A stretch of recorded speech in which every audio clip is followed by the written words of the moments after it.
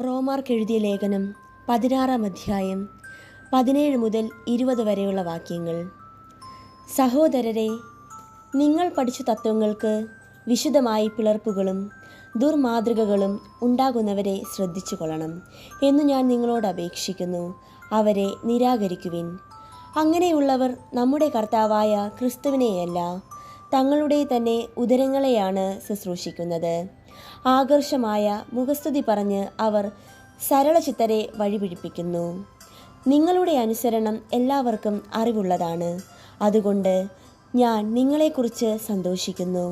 നിങ്ങൾ നല്ല കാര്യങ്ങളിൽ അറിവുള്ളവരും തിന്മയുടെ മാലിന്യമേശാത്തവരുമായിരിക്കണമെന്ന് ഞാൻ ആഗ്രഹിക്കുന്നു. സമാധാനത്തിൻ്റെ ദൈവം ഉടൻ തന്നെ പിശാചിനെ നിങ്ങളുടെ കാൽക്കീഴിലാക്കി തകർത്തു കളയും.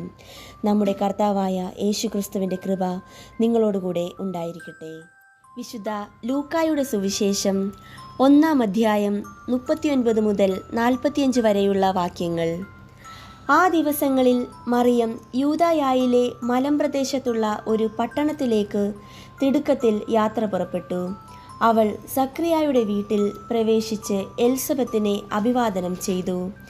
മറിയത്തിൻ്റെ അഭിവാദനം കേട്ടപ്പോൾ എലിസബത്തിൻ്റെ ഉദരത്തിൽ ശിശു കുതിച്ചു ചാടി. എലിസബത്ത് പരിശുദ്ധാത്മാവ് നിറഞ്ഞവളായി.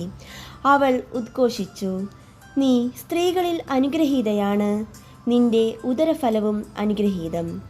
എൻ്റെ കർത്താവിൻ്റെ അമ്മ എൻ്റെ അടുത്തു വരാനുള്ള ഈ ഭാഗ്യം എനിക്ക് എവിടെ നിന്ന്? ഇതാ, നിന്റെ അഭിവാദന സ്വരം എൻ്റെ ചെവികളിൽ പതിച്ചപ്പോൾ ശിശു എൻ്റെ ഉദരത്തിൽ സന്തോഷത്താൽ കുതിച്ചു ചാടി. കർത്താവ് അരുൾ ചെയ്ത കാര്യങ്ങൾ നിറവേറുമെന്ന് വിശ്വസിച്ചവൾ ഭാഗ്യവതി.